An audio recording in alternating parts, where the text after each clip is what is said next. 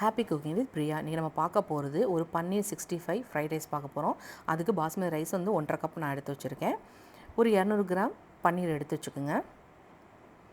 க்யூபாக cut பண்ணி வச்சுருக்கேன். 2 பெரிய வெங்காயத்தை பொடிசாக கட் பண்ணிங்க. கேப்சிகம் 2 எடுத்து வச்சுருக்கேன். பூண்டு வந்து பொடிசாக அரிஞ்சு வச்சுக்கோங்க. அதுக்கப்புறம் இஞ்சி பூண்டு பேஸ்ட் எடுத்துக்கோங்க.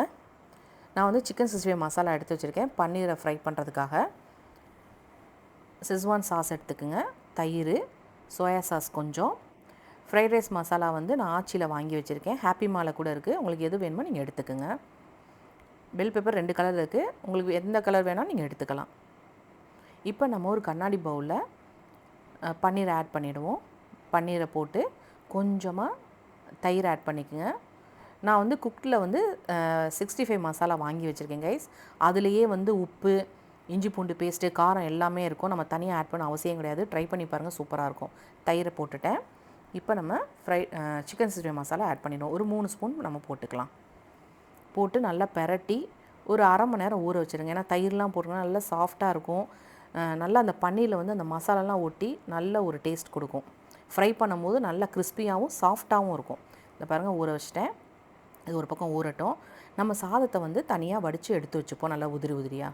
இந்த பாருங்கள், பஞ்சு போல் நல்ல பூ மாதிரி அழகாக உதிரி உதிரியாக வெந்துடுச்சு.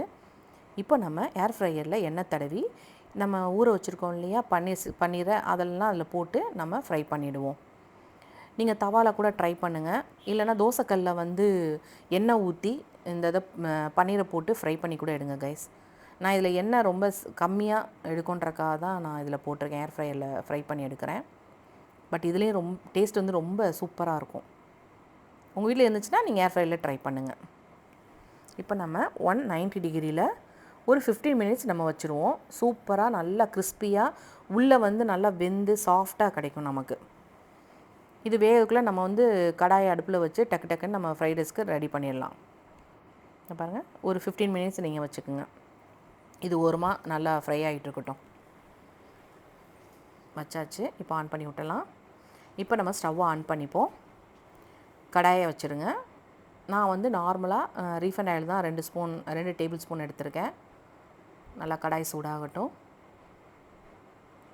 இப்போ 2 டேபிள் ஸ்பூன் எண்ணெய் சேர்த்துங்க. ஆக்சுவலாக காலைல நீங்கள் ஆஃபீஸ்க்கு போகிறவங்களா இருக்கட்டும், இல்லை குழந்தைங்களுக்கு டக்குன்னு ஒரு ஃப்ரைட் ரைஸ் செஞ்சு கொடுத்துடலாம் கைஸ். ஹெல்த்தியும் கூட. பிள்ளைங்க விரும்பி சாப்பிட்றாங்க. இதுக்கு சைட் டிஷ்ஷே தேவை கிடையாது. எண்ணெய் சூடாகிடுச்சு. இப்போ கார்லிக் ஆட் பண்ணிக்கங்க. நல்லா இந்த எண்ணெயில் வந்து வதங்கணும். நல்லா கலர் மாறும். இந்த ஃப்ரைட் ரைஸ்க்கே இந்த கார்லிக் தான் நல்ல ஒரு அரோமாவையும் நல்ல ஒரு டேஸ்ட்டையும் கொடுக்க போகுது. கார்லிக் கொஞ்சம் நிறையவே சேர்த்துங்க, உடம்புக்கு ரொம்ப நல்லது. பாருங்கள், நல்லா வதங்கட்டும். கலர் சேஞ்ச் ஆனதுக்கப்புறம் ஆனியனை சேர்த்துக்கலாம். சூப்பராக இருக்கும். நீங்கள் இதே மாதிரி கூட மஷ்ரூமில் கூட நீங்கள் ட்ரை பண்ணி பாருங்கள், நல்லாயிருக்கும். சிக்கனில் ட்ரை பண்ணி பாருங்கள். இப்போ பாருங்கள், ஆனியனை போட்டாச்சு. நல்லா வதங்கட்டும். கொஞ்சமாக உப்பு போட்டுக்கிறேன். ஏன்னா நம்ம வந்து சாதத்தில் உப்பு போட்டு நான் கொஞ்சமாக வடித்து வச்சுருக்கேன். அதனால் இந்த வெங்காயம் வேகிறதுக்காக நான் கொஞ்சமாக உப்பு சேர்த்துக்கிறேன். தூள் உப்பு தான் போட்டிருக்கேன். ஆல்ரெடி நம்ம ஃப்ரைட் ரைஸ் மசாலாலையும் அந்த உப்புலாம் இருக்கும். ஸோ அதனால் பார்த்து கொஞ்சம் சேர்த்துக்குங்க. இப்போ இஞ்சி பூண்டு பேஸ்ட் சேர்த்துடலாம். நல்லா அந்த பச்சை வாடை போகிற அளவுக்கு நல்லா வதக்கி விட்டுடுங்க. அதுக்கப்புறமா நம்ம கேப்சிகமை ஆட் பண்ணிவிடுவோம். என்கிட்ட வந்து க்ரீன் கலரும் எல்லோ கலரும் தான் இருக்குது. உங்கள்கிட்ட ரெட் கலர் இருந்தால் கூட சேர்த்துங்க. நல்லா கலர்ஃபுல்லாக இருக்கும். குழந்தைங்க நல்லா விரும்பி சாப்பிடுவாங்க. நல்லா அந்த இதில் எண்ணெயில் வதங்கட்டும். வதங்கினதுக்கப்புறமா இப்போ நமக்கு பன்னீர் பாருங்கள் ரெடி ஆகிடுச்சு கிறிஸ்பியாக. இப்போ இதை வதங்கினதுக்கப்புறம் இதில் ஆட் பண்ணிடலாம். இப்போ சோயா சாஸ் சேர்த்துக்குங்க. நான் 2 ஸ்பூன் எடுத்திருக்கேன் செஸ்வான் சாஸ் எடுத்திருக்கேன். அதுக்கப்புறமா கொஞ்சமாக சோயா சாஸ் எடுத்துக்கோங்க. இந்த செஸ்வான் சாஸில் பார்த்தீங்கன்னா காரமும் இருக்கும், உப்பும் இருக்கும், எல்லாமே இருக்கும். நம்ம தனியாக மிளகாத்தூள்லாம் ஆட் பண்ண அவசியமே கிடையாது. போட்டு நல்லா வதக்கி விட்டுடுங்க.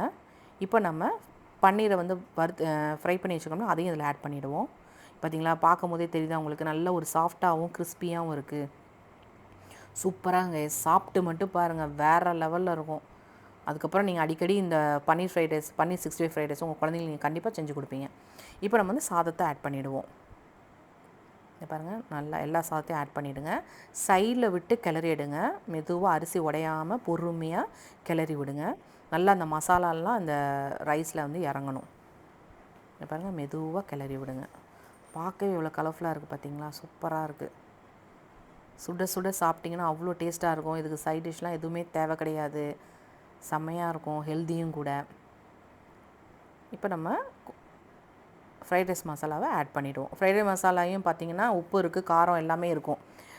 நீங்கள் ஹாப்பி மாலையும் யூஸ் பண்ணிங்க, இல்லை ஆச்சியில் கூட வாங்கிக்கோங்க. இந்த ரெட் கலர் வாங்கிக்கோங்க, ஒயிட் வேண்டாம், இதுக்கு நல்லா இருக்காது. இப்போ போட்டு இதை நல்லா கிளறி விடுங்க.